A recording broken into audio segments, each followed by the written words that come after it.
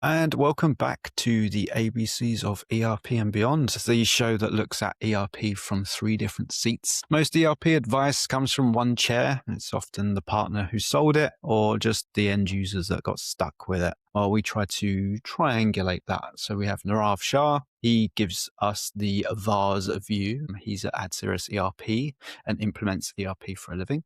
I come from the nerdy systems and data side, so the one that's in the business running the ERP day to day. And we're also joined with Emily Browning, who is actually back this week, and she's the one that keeps us honest on business process and project management, the people and the workflows these systems are actually meant to serve. So with all 3 seats filled today, we are happy to have a 4th seat, which is you. That's where you come in, 4th guest. You are our AI companion, just to show a little bit of a demo. So I'm going to throw it straight to you to put you straight on the spot.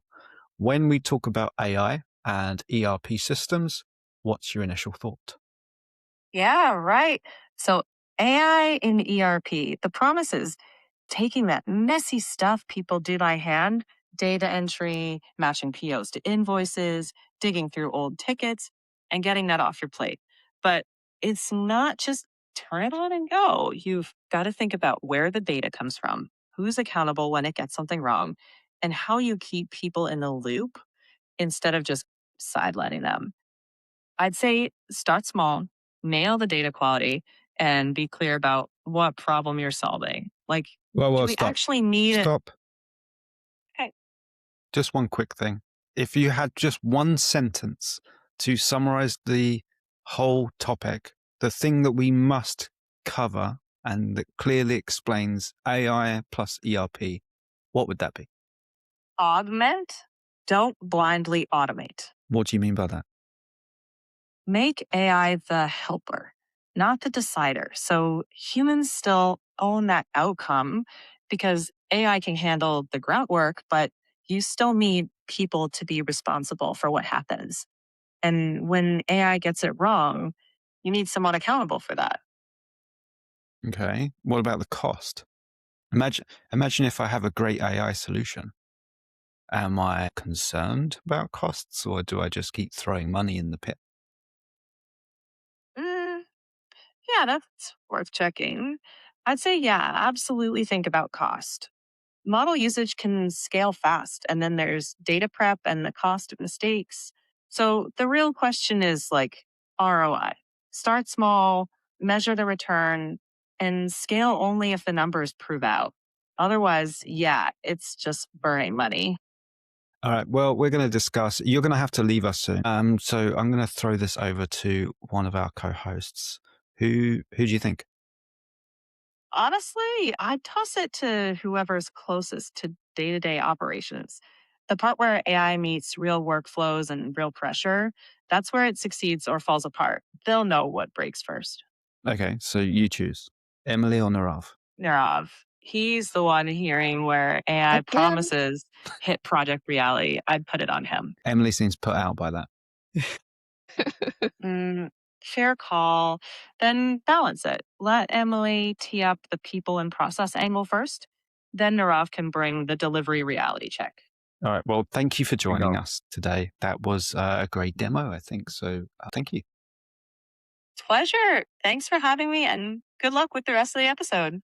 All right. Bye-bye now. Bye-bye. Thank you, Bye. AI.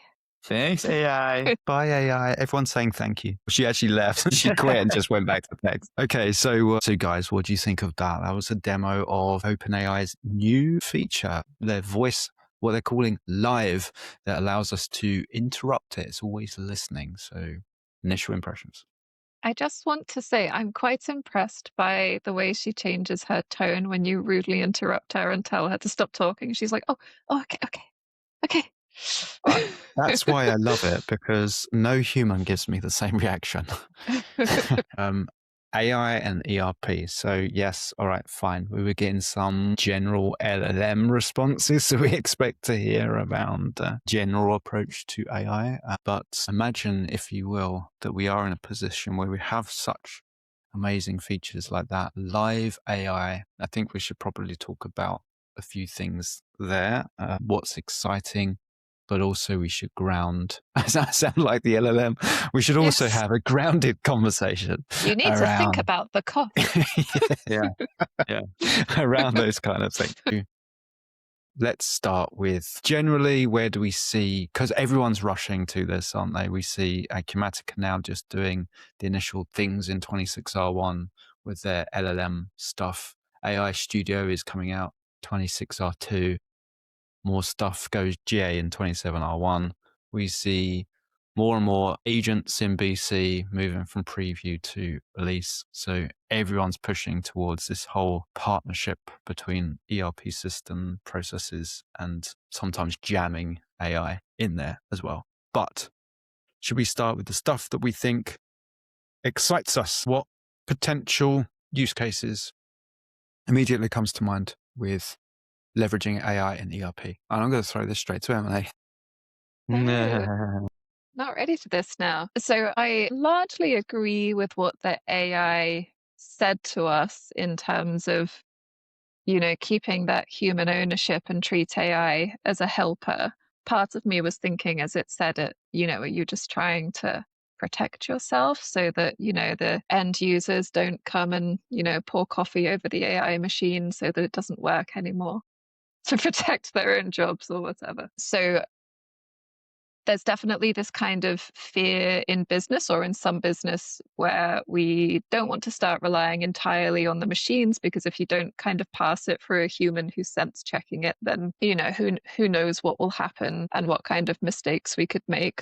I'd like the idea of talking about maybe some of the smaller day-to-day things that can help us out, things like anomaly detection. I know there's a lot more exciting things that AI can do, but in terms of like, where could a business start kind of dipping their toe into the water, things like that, helping out with things that your humans would spend a bunch of time assessing, or you have to write some quite complex reports to get it. Where can you put AI in for that type of thing? I see that same roadmap. And when I think about anomaly detection, I think, well, anomaly detection is an easy place to start because it's really deterministic LLM stuff, or deterministic AI, because it's really, you're saying, you kind of have to already tell it what an anomaly looks like. You kind of have to say, it's using some machine learning.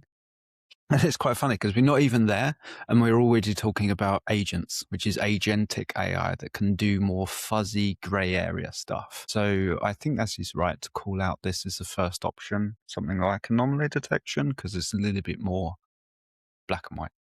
Nirav? Yeah, absolutely. I just want to go back to live real quick.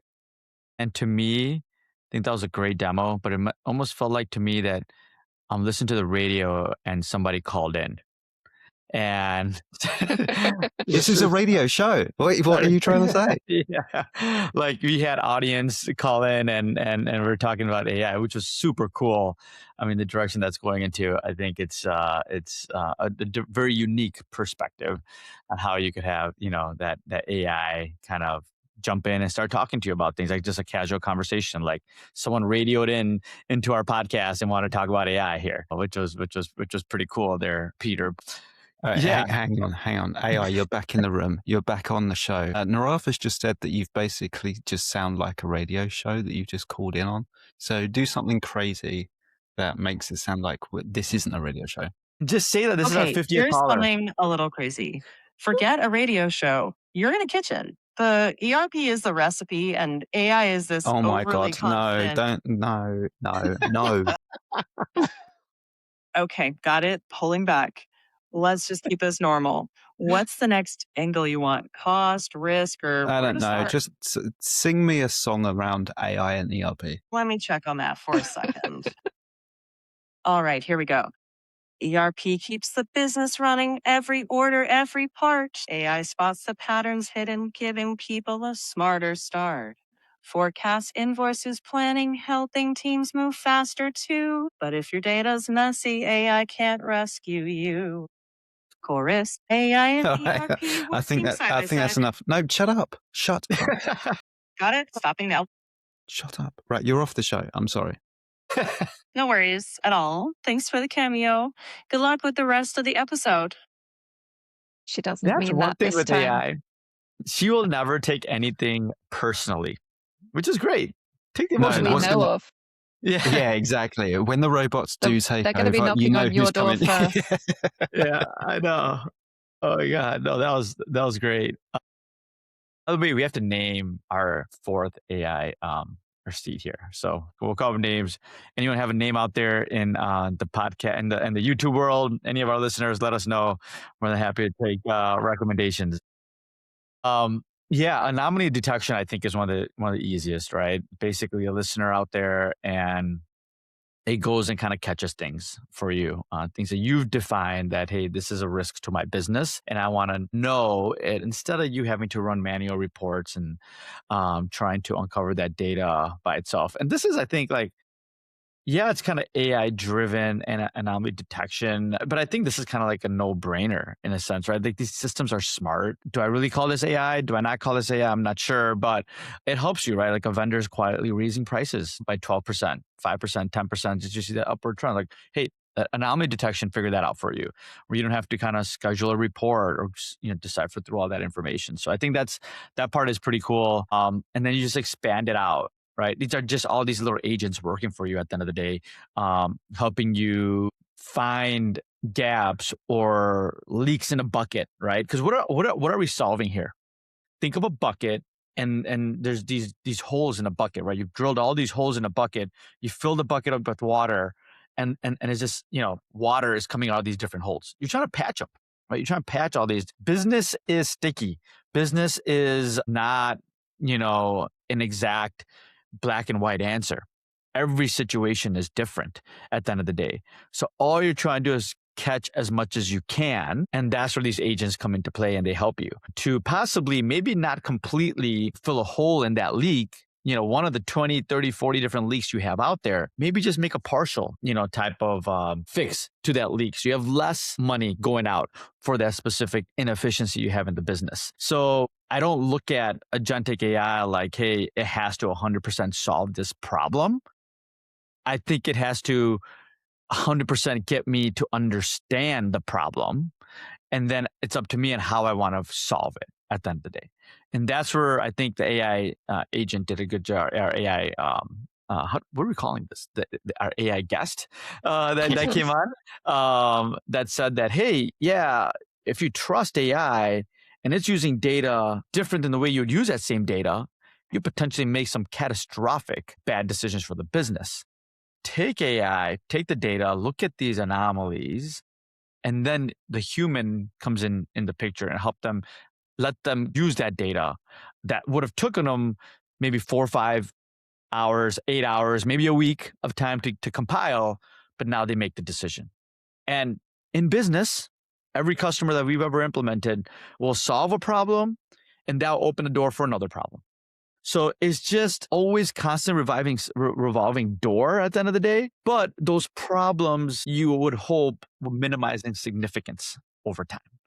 And you could bring more of that capital back into your business, reinvest it in good people, reinvest it in education, reinvest it in good ERP systems, that type of thing is kind of what we ultimately hope that these AI agents would do for us when we look at kind of the broader picture. Yep. But I think it does start with the data. And ironically, we can use AI to help us with our data, not just anomaly detection, but I'm thinking around master data as well.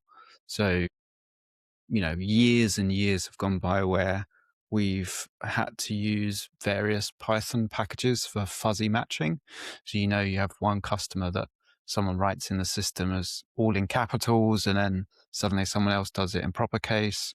Fuzzy matching is fine for that. It often picks it up, but to write that code is an absolute pain and it doesn't see anything other than the text presented in front of it. I think AI is going to be really useful for cleaning up master data because fuzzy matching as a technical term is one thing, but gray area master data is slightly different. And I see AI being able to do something that every company needs to probably do before they throw AI at it, is clean up this kind of stuff. So an AI agent will be able to do much better fuzzy matching because it can look much deeper.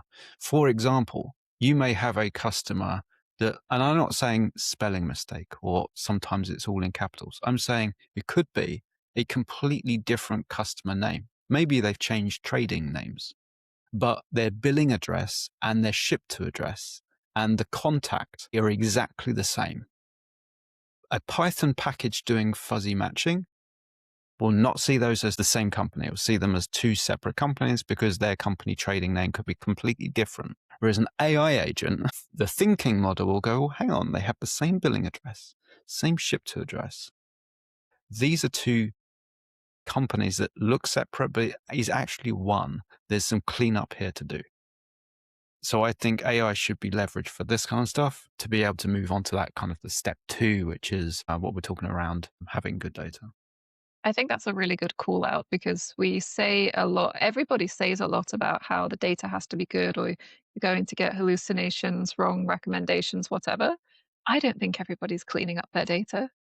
Cleaning up their data is a lot of work and it needs your end users to do it. And they've got full-time day jobs. They feel very pressured under what else they're doing. So I'll be shocked if the majority of businesses are cleaning up their data before they start implementing AI tools. I certainly, whenever I hear about cleaning up data, it's just something that doesn't get done. It's something, well, we've been wanting to do it for years, but nobody's had the time. You know, I never, very, very rarely hear of it actually being done. And I think there's a lot of pressure and urgency about implementing AI now. And businesses aren't going to accept, oh, well, we need to spend 6 months first cleaning up our data. There's no way. So actually, that's a really nice solution. Kill two birds with one stone. Mm-hmm. Great. Yep. And I've already seen this quite recently with a company that has upgraded their ERP from one major version to another. There's a great feature that allows them at a single click be able to phone a customer, right? So you can tell this ERP, well, it's a browser-based ERP, that you can tell it when you click a phone, like the little phone icon, it will open up your preferred app, whatever you're using. This particular company is using an internet-based one like Ring Central or something like that. You can now click the phone and it will immediately phone that from the contact card. But because they have shit data, it's just not going to work for them because sometimes they put the area code in. Sometimes there's a digit missing. Yeah, sometimes in the UK they've put +44. Sometimes they've not put the dialing code at all. It's never going to work. And I remember them seeing this and they're like, oh, that's great. I haven't got to kind of go into the system, then go to a different app to call them. That's great. And then you could see on their face, like, oh shit, our master data is not in a position where we can leverage this. And that's a simple case, but it's these like death by 1,000 cuts that there's stuff that you should be doing now to, one, you know, be able to leverage these stupid little incremental features. But if you really think you're going to be able to leverage AI when you haven't got that kind of discipline of master data management, you're not going to really stand a chance. And for me, there's two levels. There's the whole kind of data, and we know that an ERP is a transactional database, but there's also the semantic layer above that. So I'm going to die on this hill, but I keep talking about the semantic layer when we're talking about the semantics of a business, right? You can't just go to, and we see it all the time in demos, don't we? Show me my top 10 customers or define customer, because it depends. If that's a business development manager that's asking, he probably means his customers. When we talk about customers, do we mean, every customer? One that's spends once every 10 years and they just happen to put a huge order in? Are they actually your top 10? Or do you mean customers with recurring month over month revenue? Is that an active customer? What do you mean by customer? What do you mean by revenue? Does that mean gross revenue? Does that just mean, third party only? Does that mean e-commerce customers revenue only? Like, what do you mean by revenue? And the semantics of the business is really what AI needs, because otherwise you're just going to get you're going to get the shit confident answers. It's going to go, yep, here you go. And every single time we talk about AI, and I think me and Emily, we spoke about this one of our conversations a few months ago around the whole idea of trust. I think we were at a show and They were kind of asking the audience, like, what's the biggest thing? And the biggest thing is trust. People need to trust it. And you're never going to get that trust if you're not supplying it good data in the first place. Yep. Yeah, exactly. And, I think you guys had so many, you had so many valid points there. A lot of points that I think our listeners are kind of going through right now when it comes to data cleanup, data governance, where to start, especially in the SMB space. We see this all the time with every customer that we deal with is, they're coming off of QuickBooks, they're coming off of disparate systems, and, everyone's kind of maintained their data their own way. But where you could start making better decisions, start putting together a plan on how to clean this data up, the master data especially. It's not going to happen overnight, but if you have a good tool and you start leveraging kind of modern technology, AI, and all these other things, right? The goal should be, and what we tell customers is within the next month or within the next 6 months, right? Start the process of cleaning up this data, because really that's what an ERP system is here for you. It's here to help you consolidate.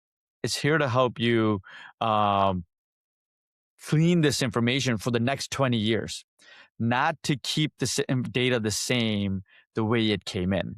So I always tell them, look forward. Yeah, if you want to bring it in the way you have it right now, because there's a lot of disagreement, people don't want to make some change, right?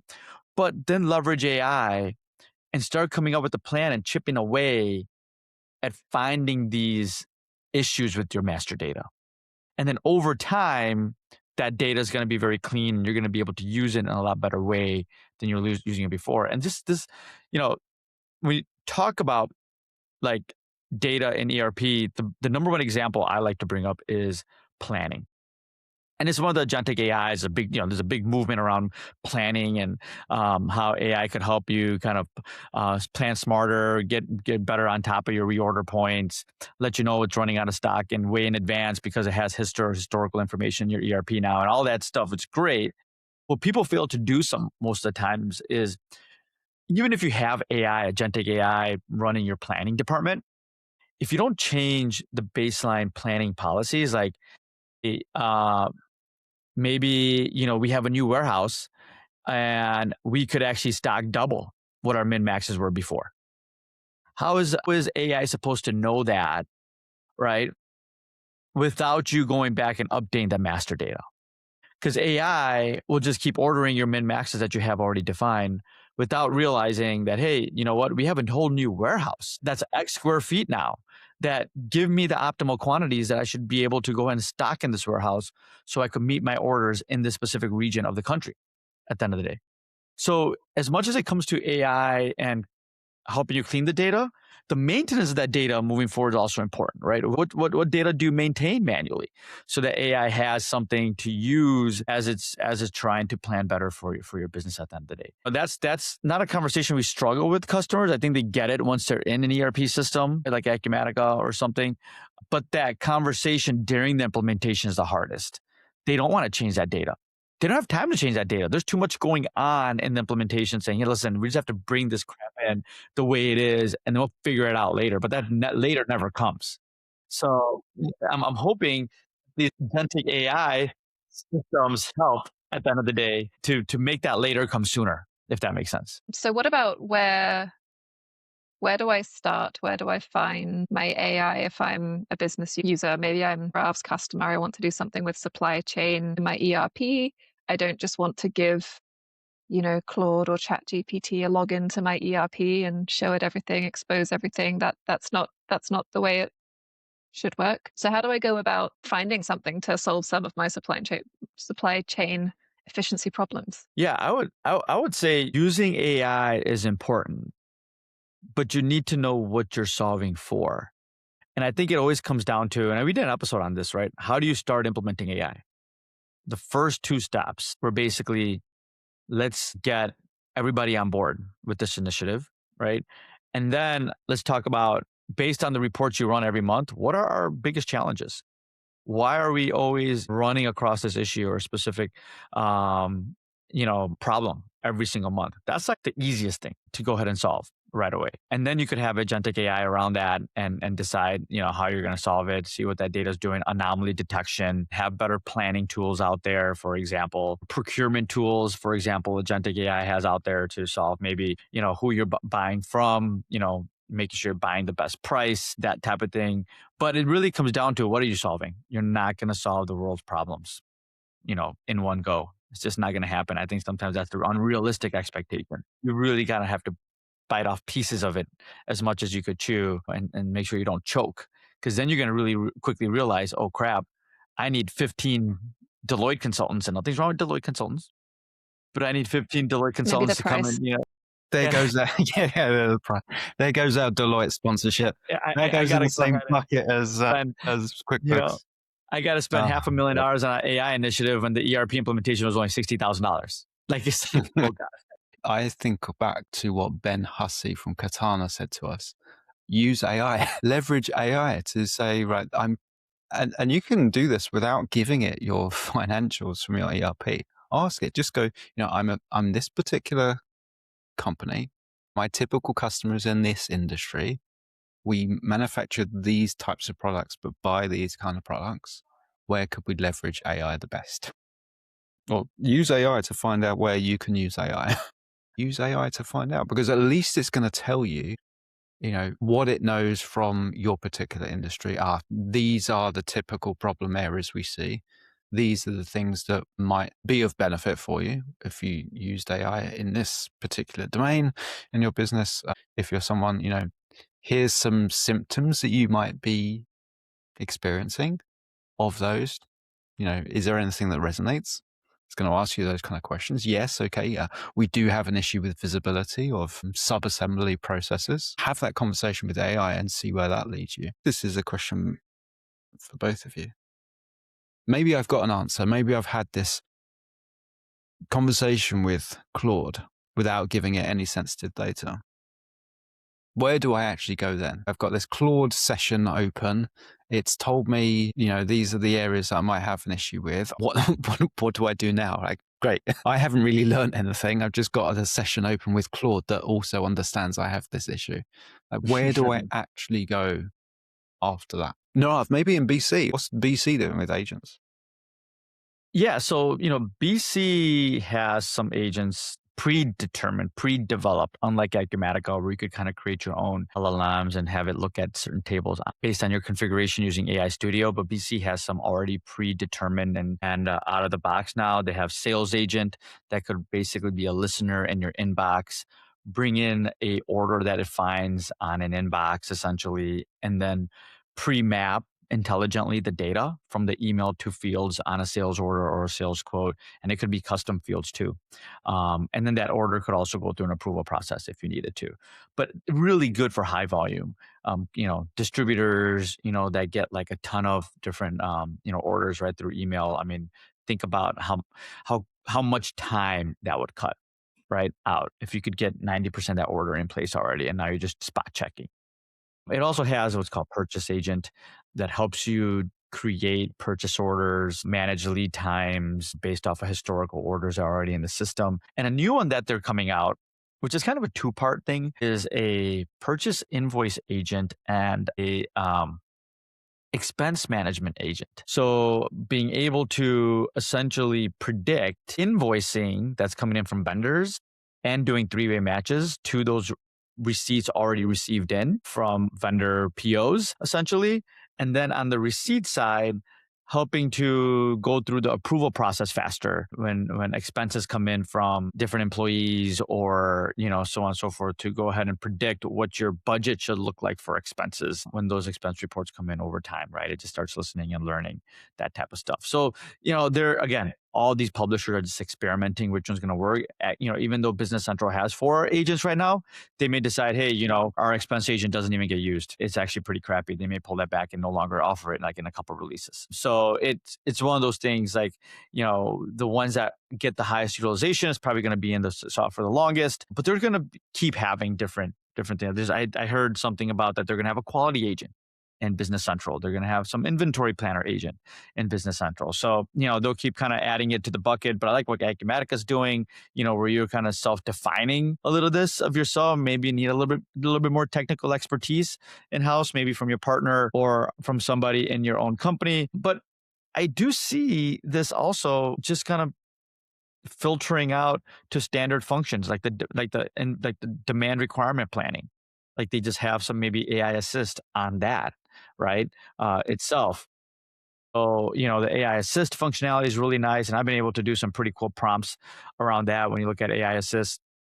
But a lot of this evolving. It's all evolving. It's all just, we're all learning as we go, and trying to find the right utility for the right company. The utility in one company is going to be in a different company, right? It's not going to be the same. They're not going to want the same.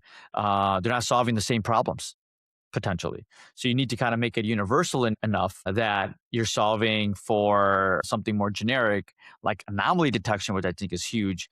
And then you make the decisions on, what problem you want to specifically solve in that process. And then how you're going to solve it is going to be more human interaction. Now, I like the idea of having these kind of predetermined agents, because one thing that worries me about AI in general, and don't get me wrong, I think things like Acumatica's AI Studio is really cool and there's a lot of good stuff you can do with it, but we're really opening the door to having all of this custom stuff that isn't supported by a VAR or an ISV or an ERP provider. It's, we're just filling our systems with a bunch of custom programs. The person that is the person that put it together could end up leaving us, and then I need probably them to, it needs to be in their handover with someone new, but maybe we don't have someone new yet, and things like that. And we can build all these little programs to do little things on the cheap rather than buying a solution, but then those are not live solutions that are being updated.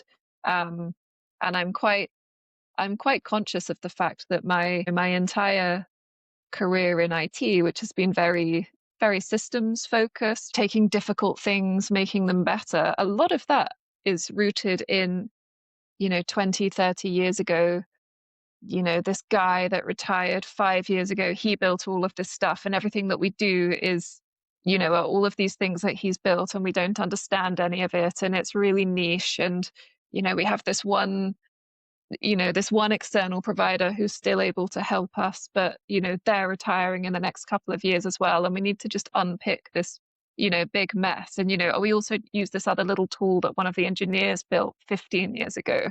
And my whole career has been undoing those things and putting them into nice, clean, well-supported environments. So I think we're just on the brink of going backwards and doing all of that custom stuff. It's not necessarily the end of the world. Like, things are cyclical. Maybe it makes sense, but there's a risk of creating problems down the line if you don't go about it carefully. So the concept of predetermined ones that are kind of actually fully supported by the provider is appealing to me. I have two trains of thoughts on that. One for Nirav. I would love if someone like Acumatica with their AI studio, hopefully at least the community comes together and says, here's a system prompt, if you're using this particular module, right? Because we know that Acumatica has a bunch of modules, and then we could have some kind of shared library that we can download someone else's system prompt that's agnostic to the business, and I can just upload it and use it, and now I can ask questions and it will be able to go, I need to use this, I need to use this system prompt because I'm getting questioned around bomb management, for example. So I really like if maybe Acumatica can do something with some kind of library where people can have at least ones that are vetted, or we can upvote good system prompts and people can kind of download them and import them into their Nice Acumatica. idea. My second point is that this is a concern because now it's so much easier to vibe code things, right?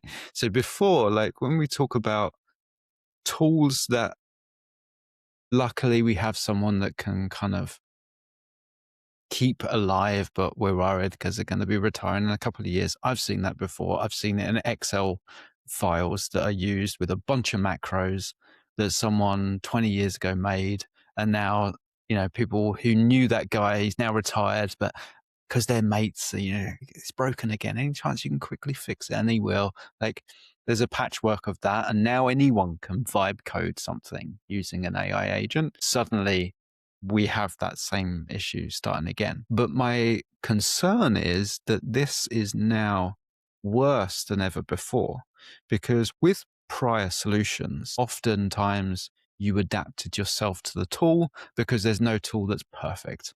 So, companies out there that are using Excel for inventory management, they already go in that knowing that Excel isn't perfect for that scenario. Right. It does most of it. It's the majority fine, it gets us 80% of the way there, and we'll flex to the 20% that it doesn't support. We know that Excel's not the perfect solution for it, but it will do. Notion is another one. With AI vibe-coded solutions, where we're headed to now is now we can actually vibe code something that's 100% what we want. It's exactly what we want. And when suddenly you have a solution that's 100% of what you want today, you become even more reliant on it. If you go into using Notion for 80%, you're already kind of got the one foot out the door going, well, I know if Notion suddenly changed the way they operate or remove a feature, I can probably find something else and adapt to something else. But if you get to a point where you've got an AI built solution that's 100%, you're not going to be looking at elsewhere. You're not going to be looking at alternative solutions. Now you're like, fuck, like COVID's just hit. My entire industry has changed now. Now this vibe-coded AI tool is no good for me. I'm down a dead end route. Whereas if you're using something that's pre-built like Notion, there's exit ramps. At least I can get off of some. Vibe coding, I don't think gives you those options anymore. You are going down a dead end route. Even though AI isn't going anywhere, vibe code isn't going anywhere. The people changing is going to be a bit of an issue if you just think, we'd love a tool that does this. It doesn't exist. We're just vibe code. Yeah, I feel bad for publishers right now, whether that's Business Central, Acumatica, NetSuite, whoever right now, because they're having a hard time just even getting their hands around their own ISV market and how they're managing upgrades with those ISVs out there. And then on top of that, now you got these vibe coding apps that people are just writing and throwing customizations in left and right, which is a very risky proposition. And I think Emily said it really well is that we're going to a kind of down a rabbit hole that could kind of put customers in like a corner where they can't get out of because they're so heavily reliant on this app that they wrote or whatever that's not supported, right? That potentially has security risks around it. And next thing you know, there's a major update that comes out by a publisher. Now that app no longer works. Now you need to upgrade it. Or, it dies on you because something's happened to the back end, right? Whatever it is, or it exposed you to a security threat where, you're getting ransom threats or whatever that is. But that puts you in a worse position, right? Where you thought that AI is here to help you and make all these nice decisions for you, identify gaps and do all this, but you've actually got yourself in a position that you're risking the livelihood of the business now. And if you don't have that app, you're going to have very upset customers, right? So yeah, I think that's a huge risk right now. This vibe coding trend that's happening, and the publishers, like I said, don't even have their arms around the ISV market, the independent software vendor market out there, let alone now they have to contend with these vibe coders out there that just create customizations and APIs and third-party solutions that are supposed to work with their software, which is kind of scary right now. I would tell anyone out there who's listening to this podcast, be careful doing some of that stuff. Weigh the risk. What happens if that person created that that app is no longer with your business? What are you going to do, right? What are you going to do with all that data at the end of the day? And we've always said it in our podcast, been pretty vocal about it. Only customize when you need to. Try to stay out of the box. With these SaaS solutions out there, the amount of upgrades that they do twice a year, major releases, it's hard. If the more customized your database is, the harder it's going to be for you to upgrade. It just is. We don't live in the on-premise world anymore. Yep. I see this. Well, I guess you could put it under the same umbrella as AI slop, right? Yeah. It's AI, Yeah. I think, has increased the amount of shovelware. We've always heard of the term shovelware. It's just vast quantities of shit stuff, right? Now, AI has lowered the barrier of entry because, and I see this, for example, I'm a massive video gamer. You now see it on video game platforms. Like the Steam store has never been full of so much shit. And it's just vibe-coded AI games, free to play or out there for like $2.99, and it's just crap. Now we run the risk of seeing that in software solutions that businesses are running as well. We've always had shovelware. We've always had people knocking out a load of vast quantities of solutions to your issues and stuff. But I think now with that AI element lowering that barrier of entry, we're going to see a lot more of it. And it's not just that AI can produce solutions for us. AI can also very well market those solutions as well. It's a very dangerous game. You can get something that looks very, very professional, but underneath it's just as terrible as anything else. Used to be that you could kind of spot shovelware from 100 yards away. You're like, oh yeah, that looks shit, because the website is awful, and mistakes everywhere. As they say, if it smells like shit, it looks like shit. Probably. Yeah, I know, but the problem is AI has made it smell good and look good. That's the issue. Yeah, I think, Nirav, you made a really good call out when you said, we recommend keep to standard, keep it out the box. That's how you're going to have, that's how you keep your timeline and your costs under control. And I still 100% agree with that. Yet with AI, the message is kind of customize everything, make everything 100% perfect for you. And my experience, and I'm sure you both have had it as well, is when you have, it creates a change management problem down the road, because when I've done projects to kind of migrate away from something that was, written custom 25 years ago, everything our end users need is on one screen. Okay, that screen is just black with green text and they can only use the keyboard to do anything on it, but they can do it all in one screen and they know which buttons to press. Even then, they still don't like, you're going to have some people resisting moving to something new because now that thing isn't, 100% perfect, 100% the thing that they want. Now they have to have 2 tabs open to do the thing that they want to do. Okay, that's a problem for future us, but it's definitely a concern that I have with all of this. I actually saw it years ago when I was working for British Airways. I joined them at a point where they were changing 2 systems, their entire operational system. The check-in desks and stuff, the software they were using right there, they were also running 2 at the same time. And we talked about why you shouldn't run 2 ERPs at the same time. Anyway, their old one was the backup one, and they had an issue where the new one was the one that I got trained on, and it was great. I knew nothing else. The only reason why I remembered this is you saying that you could only use the keyboard for entry. Well, their old one, it was keyboard only, and when I joined, there was so many of the old people, right? The people that worked for BA for like 20, 30 years. And during my training, I had to shadow people. And I was shadowing this one person, this old boy, who had so much tribal knowledge. He knew the old system, hated the new one, but he was still using the old one, even though the old one was actually there as a backup. Basically, their new one was on the cloud. Their old one was on-prem. So if the cloud went down, they could use the backup. It was always synchronized in real time and stuff. He just outright didn't use the new one. But when you watched him, he was flying through the keyboard. Like someone would come up with such a curveball issue, like, oh, I've got this issue. I need to deboard this person, but I've managed to reserve this other person. Can you put them on the same reservation booking? All of this, like, crap, how the hell do you? Yep, no worries. Through all the screens, muscle memory firing off. And that's really difficult. That guy is never, ever going to embrace the new system whatsoever. He's going to be stuck. Well, I look forward to meeting the new generation of those people. It'll keep us in the job. Yeah. All right. One other one I think would be really, really cool that I think Agentic AI would be really good at, and that's onboarding new staff members. We already know that there's solutions out there.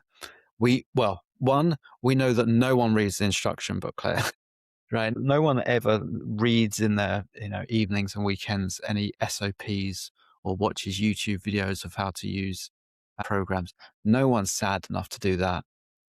Other than Other than you. me, you get a kick out of that. No one does that, right? There are some solutions. One that springs to mind is ClickLearn. ClickLearn make it a little bit more fun, a little bit more interactive, that you can do a kind of a follow-on with me, and it will dynamically show you where to click to do certain tasks and stuff. My issue is it still needs someone to spend hours kind of putting together those kind of solutions. There's another one, I can't remember what it's called now, but essentially you can kind of record your screen and it'll realize what you're clicking and kind of write the SOP for you as you're doing it. Fine. But it still needs someone to go through the motions of doing that. I think Agentic AI answers all of that for us. Imagine if it already knows, it's already in your ERP. It knows how many orders you do a day. Like if this item is a make to order that you need to do this process instead, it already starts to build up that contextual knowledge. I really think there's a great case for Agentic AI on onboarding new staff that can be very bespoke straight away to your business. It can recognize, this particular customer goes on this specific order type. There might be a business reason, right? This particular order type goes through a different flow. We can't invoice it like we do with our normal orders. It will detect, this customer always, is this exception to the rule. I haven't got to sit there and use my tribal knowledge or someone else's tribal knowledge to put that into an SOP or an instruction manual. The Agentic AI already reasons over my data and knows this kind of stuff. I think that would be really cool use of AI in an ERP. I agree. I think that's a really valuable application of it. I mean, I see often that people don't have time to train other people, or you could join the business. Maybe ordinarily they would have time, but you happen to join in a particularly busy period, or some big thing has happened, or someone gets sick, whatever. And then the ability to train isn't there. And then two, that person's going to start getting a bad impression of your business if they join and they don't really feel that they're being trained very well. So you've got kind of the sort of time saving and money saving element to it, as well as the sort of overall morale improvement for everyone as well. So yes, nice application. And your business changes as well is the upkeep of those. So if you are doing SOPs and instruction manuals, someone now, that's their job now. Unfortunately, your job is now to maintain this forever. Yeah, forever. As the business shifts. Whereas the Agentic AI solution can shift as your business shifts as well. And also imagine, if you will, you're using an ERP that you log into. The Agentic onboarding AI realizes that you've not done a single thing in the ERP, and you get a little clippy that appears and goes, it looks like you're new here. Would you like to start some onboarding? Exactly. Yeah, and I even like the fact that once it starts learning, knows this agent, the publisher's Agentic AI knows the software, right, and knows the processes, but it learns how you're using the system.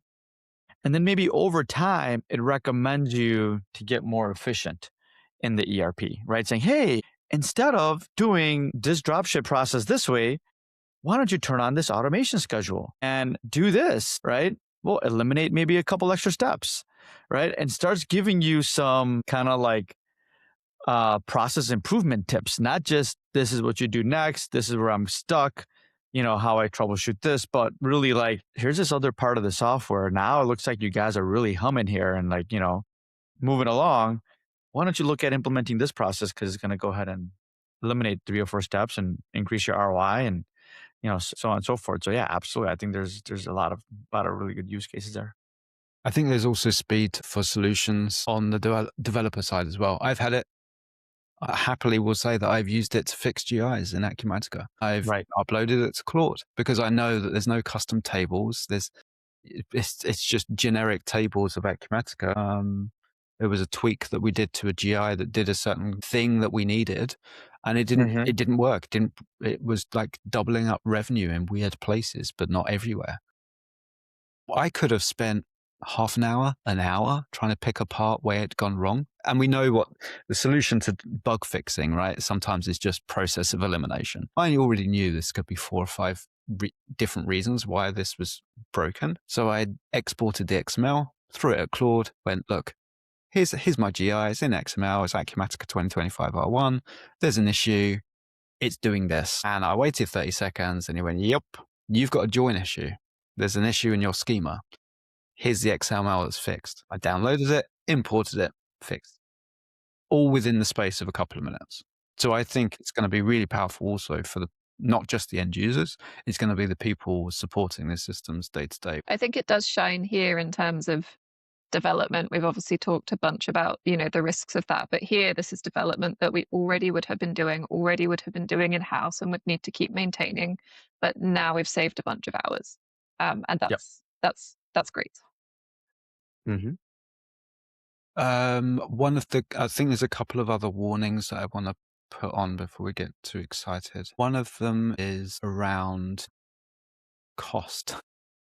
Going full circle to our fourth guest that mentioned it. We've not yet mentioned it. The cost. So cost control is going to be interesting. I've already heard from some businesses that are using Anthropic. They have an enterprise subscription where each of their named end users get $100 a day in tokens to use. If they use them up, that's it. That's them done for the day. Fine. That's one way to cost it. The other way is almost limitless and you just pay per 1,000 tokens from an API cost point of view. That for me is the dangerous one. And you go on Reddit and you already see the horror stories of people going, oh yeah, I got charged like $15,000 because I was vibecoding something for my business. Yeah. Cost control is going to be definitely a danger zone, especially in the future. At the moment, we're in Goldilocks land. We have OpenAI in fierce competition with Anthropic for your money. And they're going to be selling tokens as cheaply as they can, often on subscriptions that are so much lower than the API costs. At some point, there's going to be a winner and there's going to be losers. And the winners are the ones that now start to name their price. So before you start AIing everything, you're going to have to look at, well, how much is this actually going to cost me? Well, quick, build everything right now while it's cheaper. Yes, I am trying to. Customize everything. Customize. Yeah. Go. Shovelware. Yeah. So uncontrolled token usage. Yeah, that's the big risk right now. Huge risk, huge. If I was a owner of the company right now and looking at leverage AI, right, I would first, try to see what's available out of the box. And then, only if it's absolutely necessary, come up with some light, products and really understand how I'm going to manage those token usages. Otherwise, here you tried to save money by consolidating software, by coming onto an ERP system. And now you just increase your cost because you vibe coded something that's going to, that maybe you're only using like 10% of the time, but it's costing you like 80% of your budget, right? You kind of have to understand, where that kind of falls in your spectrum of efficiency, gains, and opportunity cost at the end of the day when it comes to your business. I guess one thing that is important also is making sure that people don't entirely stop using their brains, just using AI to give the answers to everything when you could just think about it for a couple of minutes and then answer that question, because it makes me think of the movie WALL-E. It's like we're heading that way. We're all eventually going to be shaped like gummy bears, and the computer's just going to do everything for us because we're no longer, our brains are going mushy because we're not using them anymore. Do I think it will be that extreme? No, but I do think you could definitely lose a bunch of knowledge and sort of intuition within your business if you were to just give everybody some kind of AI helper and they can just always ask it the questions and it's always going to come back and answer. You're going to lose a lot of valuable brain power there. And then how are you developing your staff, your talent pipelines, things like that, if nobody's doing that work themselves. I don't really know what the answer or the right balance is, because I do think it's good to adopt new technologies. It is here. It does seem like it's staying and it's going to keep developing. So I'm not saying we don't use it, but giving it freely to everyone to use for stuff that they could very easily do themselves in little time, that's something I'd want to try and keep an eye on in some way in business. Yep, good. I think that's it. And I think the conversation was good because whenever you're talking about AI, I always feel like I'm drinking from the fire hose. But I still feel that if I miss a day, I'm suddenly behind and I need to play catch up. I'm always in this constant catch up of where AI is headed. There's that's the battle. The other battle is trying to see through all of the excitement and hype and potential solutions and like, look at this cherry-picked demo of a wonderful AI agent. So it's nice to have a conversation that's more about the real-term issues that people will experience or potentially avoid if they listen to our conversation today. And I hope that if anyone's listening to this, they don't see this as us just being pessimistic about AI. I know you two are just as excited about the possibilities of where we can leverage it. It's our passion. It's what we do, right? That's why we work in IT, because we're passionate about this stuff. But it's nice to sometimes talk about, the real concerns that they're easy to gloss over if you're only looking at the potential glory that AI can bring. I think these are the little conversations you have with people after the presentation. And then you go, yeah, that was really cool, but what about this thing? And they only see these kind of things being spoken about after the big shiny thing that we all need to clap and scream for.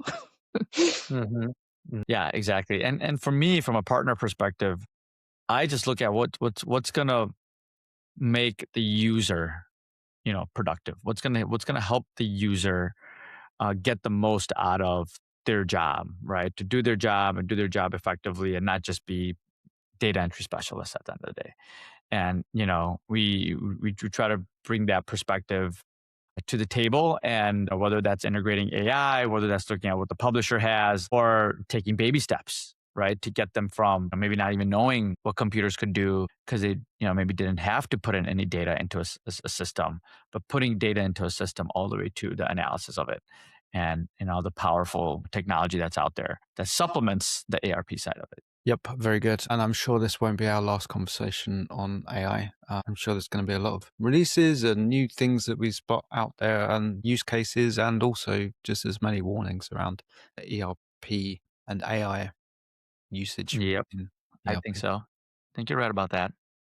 Maybe we should do that. Like before we all stand up and clap and cheer at Sankit's presentation around AI in January, maybe we can go, hang on, but what about this? Or go there with a massive banner that says uncontrolled token usage or some kind of short thing that he can spot.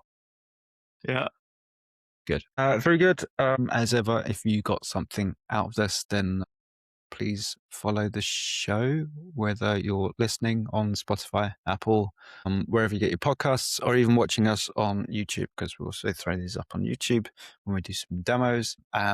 We try to do some TikTok shorts, but I've been really bad at posting those. But you can be assured that we'll definitely be posting all of our conversations that we have up on LinkedIn. So you can either find us on YouTube or a podcast platform, or just search for one of our names on LinkedIn, and you'll be sure to find us posting around the ABCs of ERP and beyond. We shoot this and record this completely for free. There's no adverts, no sponsorship, still nothing from Starlink or QuickBooks. We stopped waiting by the phone, so we just know that we just do it for the love of it anyway. Emily, good to have you back. Thank you. Good chat today. And with our guest, of course. Yes, our fourth guest. Oh my God. AI guest, let's not forget. Yeah, maybe. Thank And do you want to say bye to our viewers and listeners? Bye, everyone. Bye. Bye. With that said, thank you both, and I'll catch you on the next episode in a couple of weeks' time. You already got it. You might see my AI twin on the next one, so just keep that in mind. Looking forward to it. All right. Thanks, both. Later. Peter and arrive with Emily on the scene. ABCs of ERP and beyond. ABCs of ERP and beyond.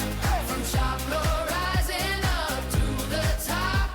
Real talk, no hype. Now the buzz won't stop. ABCs of ERP and beyond.